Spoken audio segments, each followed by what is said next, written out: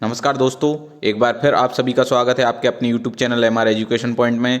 हम आपके लिए आज के इस वीडियो में लेकर आए हैं शासकीय नौकरी के लिए जितनी भी भर्ती परीक्षाएं होती हैं उनमें कंप्यूटर से संबंधित क्वेश्चन पूछे जाते हैं। उन्हीं क्वेश्चंस के लिए हम आपके लिए कंप्यूटर से रिलेटेड टॉपिक लेकर आते हैं और आज का हमारा टॉपिक है ई कॉमर्स।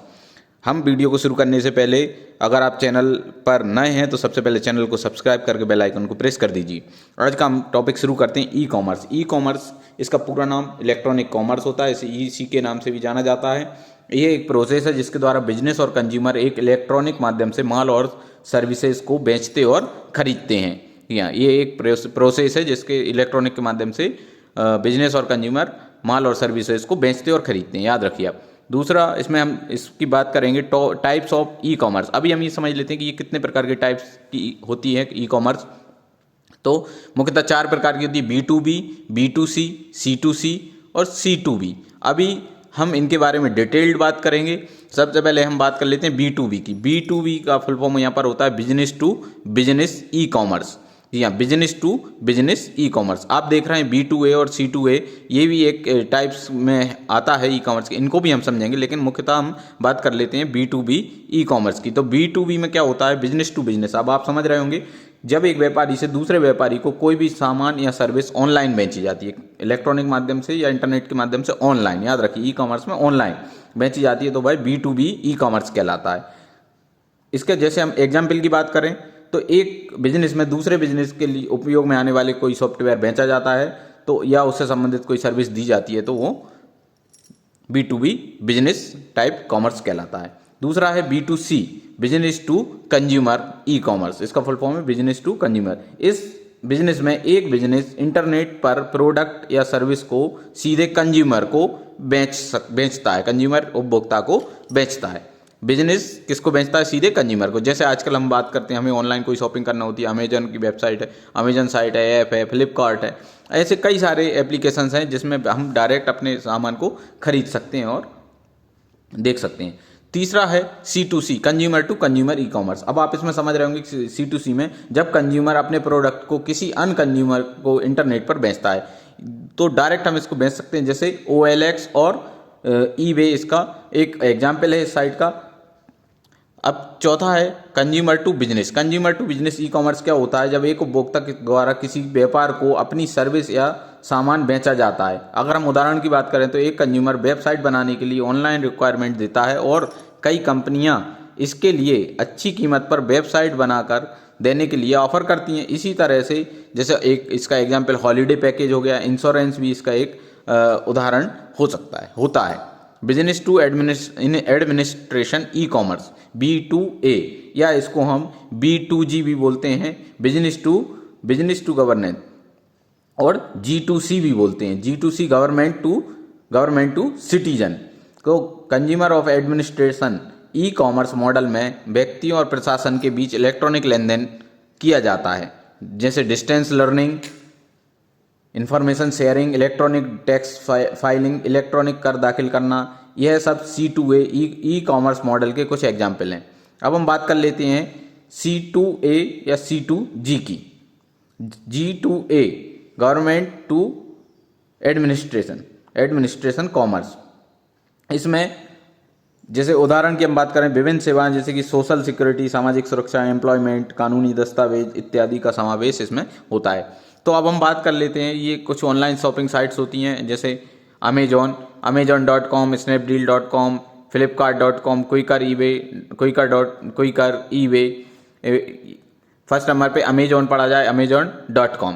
ईबे बिल भी ई कॉमर्स से संबंधित है। ये क्या होता है? ये इंपॉर्टेंट है, ये नया हमने इसमें जोड़ा है। इलेक्ट्रॉनिक बिल यानी कंप्यूटर पर बना बिल होता है। GST सिस्टम में किसी माल को एक जगह से दूसरी जगह भेजने पर उसके लिए ऑनलाइन बिल भी तैयार करना होता है। ये बिल GST पोर्टल पर भी दर्ज हो जाएगा। इसी ऑनलाइन बिल को क्या कहते हैं? ई-वे बिल कहते हैं। ये आप याद रखें।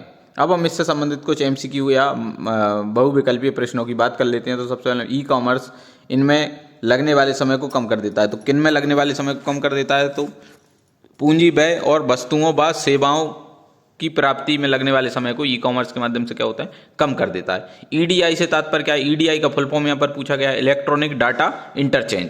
जी हाँ, इलेक्ट्रॉनिक डाटा इंटरचेंज। ईडीआई में डाटा ट्रांसफर होता है। अब डाटा कैसे ट्रांसफर होता है, हमने पिछले क्वेश्चन में देखा, ईडीआई का full form electronic data interchange होता है। ईडीआई में डाटा कैसे ट्रांसफर होता है? स्टैंडर्ड तथा पूर्व निर्धारित प्रारूप में डाटा ईडीआई में ट्रांसफर होता है। अगला क्वेश्चन है एफईडीआई। एफईडीआई का फुल फॉर्म पूछा गया, फाइनेंशियल इलेक्ट्रॉनिक डाटा इंटरचेंज इसका फुल फॉर्म होता है।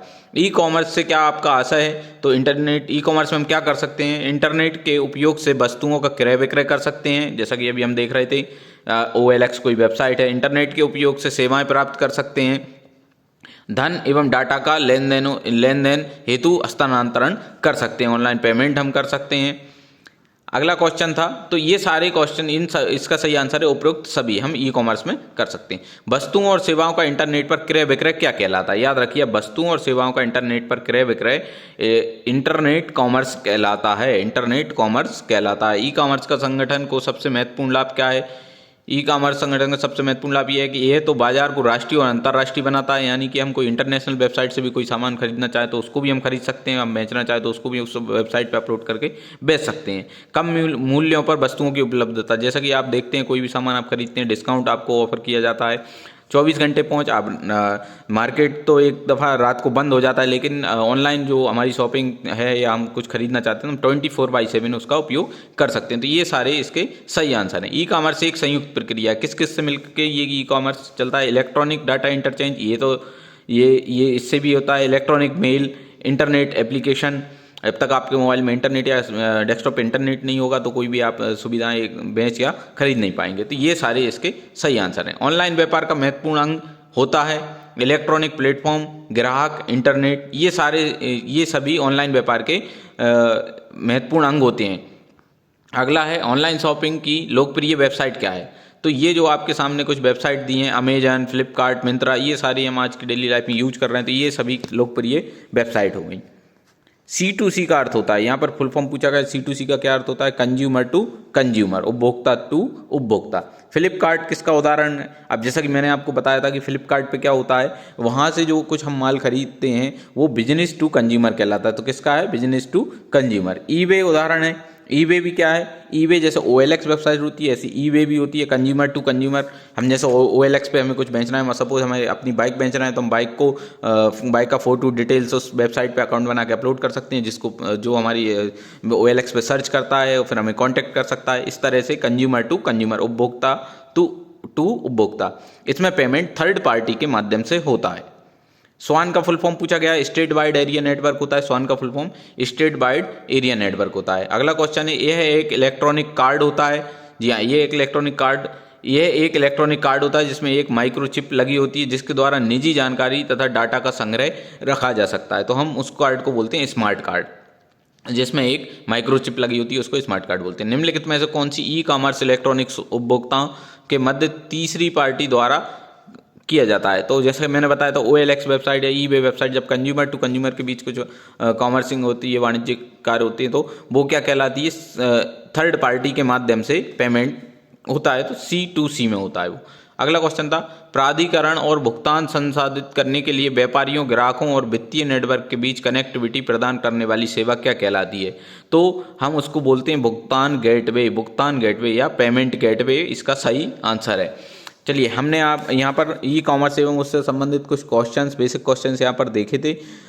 अगर आपको वीडियो पसंद आया हो तो आप वीडियो को लाइक करके चैनल को सब्सक्राइब कर दीजिए और बेल आइकन को प्रेस कर दीजिए। मिलते हैं एक नई जानकारी के साथ अगले वीडियो में। धन्यवाद। जय हिंद, जय भारत।